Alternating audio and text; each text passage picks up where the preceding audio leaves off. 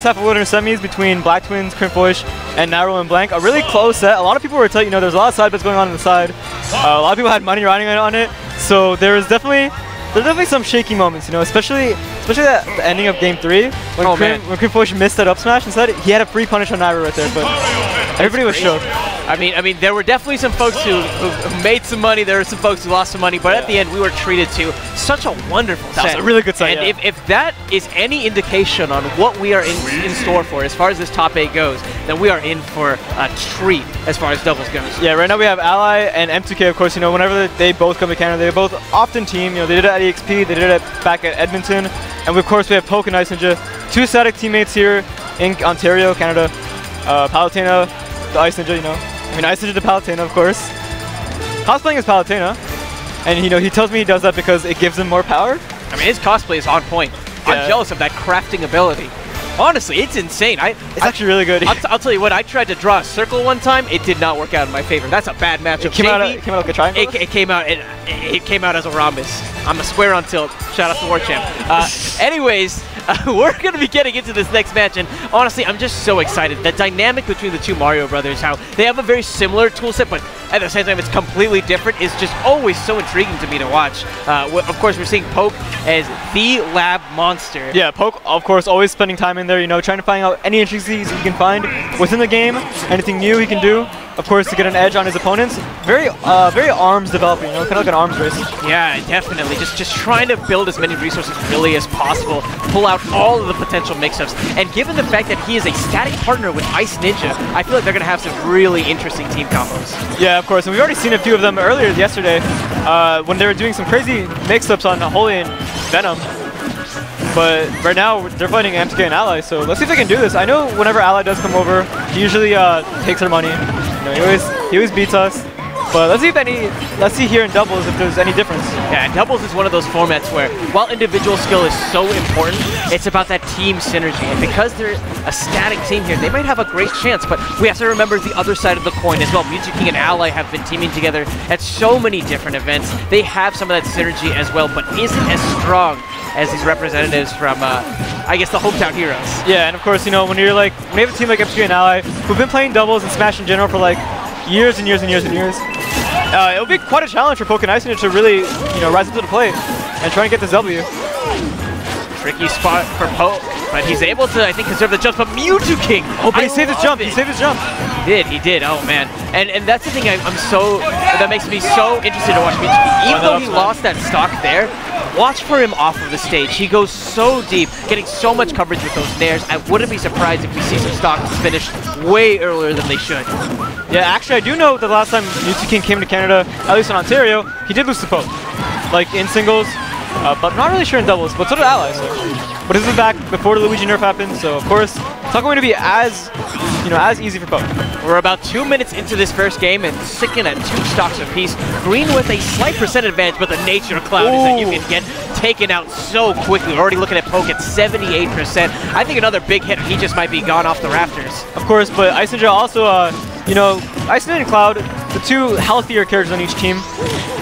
And of course, Poke able to rack up damage so easily because he knows so many of these combos, and that's definitely something that they like to do a lot. Oh yeah, I heard about this. The throw into the up smash again! Not gonna do it quite there. The tip is pretty weak, unlike Marth. But that's something a lot of people do whenever they team with Ice Ninja, is that, well, and can he get that? Yep, he can. He'll take that. He'll take that. I noticed Poke, and he will go down with the Cyclone every single possible moment he has, which means he's going to be so good. Ooh, that downer. Wow! Huge downer coming out from Ice Ninja, but Mew2King returns the favor with an up air of his own. So still a pretty close game, but now we're seeing that Poke and Ice Ninja have the one stock advantage. Let's see if these veterans can pull it together and maybe make this game right back into their favor. And of course, giving Poke is actually pretty hard to do because, wow, that momentum in the back throw, just not letting the Cloud F smash have it. But like I was saying about Poke, is that he's really good at doing the match whenever he's off stage, so it's pretty difficult to gimp him. That up smash, however, is going to take his first stock, or his second stock. Now we have a last stock game here. Even stocks, really anyone's game at this point. We're noticing Mew2King. Ooh, that's a very bad look from Poke. Unfortunately, jab up B's his own teammates. And that hurts so much. Mew2King, he did have limit, but looks like he ended up having to use it in the scramble. See if he can maybe build that up, or if it's even going to matter. Right now, 2v1 situation, I think that Poke needs to deal with Ally first. He's at such a high percent, at least get a back air, then maybe focus on the one-on-one, because we know he can beat Mew2King in a one-on-one. It's just the empirical data. Yeah, I feel like if he were to get a one-on-one with M2K, he could probably just like throw him off stage, take his jump, and then do the old Cyclone game, you know? He's really known for doing that, but that up smash, you know, the golf swing, you know, Tiger Woods coming through. Oh yeah, and hey, they're taking a page really off of Ice Ninja and Poke's book with the throw into the up smash. Yeah. You know, not quite as big, but gets the job done regardless. That knockback is still so insane. And it's so heartbreaking, really, for Poke and the Ice Ninja. They really had that, you know. I mean, I'd like to look at this match and honestly say that they are the underdogs coming into this. Even though they are the static team, you look at the raw individual talent of yeah, you see MSK and Ally. Everybody knows who they are, you know. They're both top players in their own respective games. And beyond that, I've seen them just mesh so well with so many different individuals that they just have this innate understanding of how teams really works. They really they just have a program into them, you know. Like, they know what doubles is, and they know it's like the one-size-fits-all, you know. That's how I feel like with both these players, because they're just both really good at following up and understanding what their teammate wants and to get what their teammate wants. Anyways, we're going to have a counter pick. So where do you think we're going to be going? Now that we see the stage selection of Battlefield, what's going on in Ice Ninja and Poke's mind? Well, I feel like Poke and Ice Ninja do actually enjoy the platforms because it gives them more landing options, you know. It also helps them get their juggles and their team conversions off much more. And I do know that Poke does like to go for those, you know, the rising cyclones to catch anybody in the air, and using the help of the platforms, he can get even higher. So see if they can bust out all the tricks. I mean, again, against such a stacked team, they're going to need to. They had center stage, but right now they are sandwiched between Ally and M2K. Yeah, right now, Green Team just not having a good time, trying to find their way out of this. Make sure you look for that, actually. It's a really important talking point in doubles. Look for those sandwich opportunities whenever you have those 2v1s and there's one person on one side, one on the other. That's when you're going to be seeing some disgusting follow-ups. And MTK right now. Ooh, oh, that was, I thought that was I thought that was empty. And the awareness from M2K actually on that top platform, charging the down smash. He actually clips one of his opponents on the tail end of his teammate's throw. That was insane. Oh, tries to get the. Oh my lord, that's something that Poke actually likes to do a lot though, is that whenever you go for anything off the ledge, he likes to immediately up B and try to punish you for it. But wow, good stuff to Ally, realizing the perfect punish for that, and just keeping him off the side. 2 quick stocks being out of the park for Poke, and things are looking so grim for this Green Team. They had so much promise, but what is it that's really going wrong aside from these few moments? I just feel like they can't keep up, and Ally losing his jump somewhere along the way, getting gimped, not being able to make it back. I feel like, you know, the team synergy between MSK and Ally, they can't really deal with all these hitboxes, and they're just kind of outplaying them. That's right. We're often seeing one of these members caught between the sandwich, and the damage output that's coming out from Blue just seems too much for Green to handle in this moment. Okay, narrowly avoiding that blade beam limit, but not avoiding that up smash. And of course, Poke is going to take that stock. You never want to have a 2v1 when you have the opportunity to make it a 2v2. Right, that's exactly the reason why. Closing out the stock. And now maybe a chance for this Green Team. I mean, they still have such a tall order, though. Yeah, they have to take at least 4 more stocks from the Blue Team. With a few gimps here and there, I can see it being likely, but it's going to be very difficult because giving these players, you know, easier said than done, like we said before. Yeah, giving the characters might not be too hard, but again, it's all about that caliber of players they're going against. And that, yeah, I was expecting them to go for the second hit of the up beam. And now really all we can just kind of see, we can just really watch and hope for the Green Team and see if they can pull anything crazy out. But that forward smash, crazy good spacing by Ally, of course. And notice Mew2King, he still has that limit, being so patient on the ledge, waiting for the perfect moment to pop that option. Oh, dropping down, but he's going to be able to get the tech on stage. No punish yet from Mew2King, still waiting for the right moment. And good stuff to Poke, you know, realizing catching the second grab, but not going to do it. And that's all she wrote for this match. Game 2. That was such a tough spot, really, for Poke. Yeah, game 2 going to MSK and Ally. He prioritized gimping, he prioritized killing Ally over, you know, saving his own stock. And in a scenario like that, maybe you should have just went for the, you know, what's the word?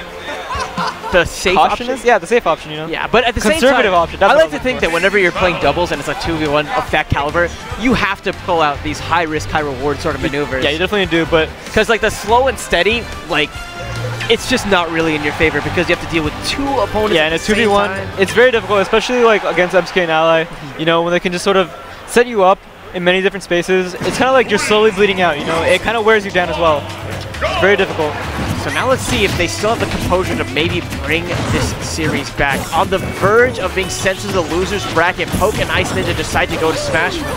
So again, their thoughts in regards to this particular stage choice. What are they hoping to really achieve? I feel like, you know, they did a lot better here than they did on Battlefield, but I see Poke coming out with a lot of flubs, and I'm not really sure if he's trying to be reverse fireballs or actually go for the Luigi missiles, but... You know, one thing might be the Mew2King factor. They just maybe want M2K to have less room overall to run around. And Battlefield had so many different platforms where you can just stand up top, really stay out of the action, and start charging up that limit. But here, it's a little bit more close combat. Mew2King might have a much more difficult chance of doing that.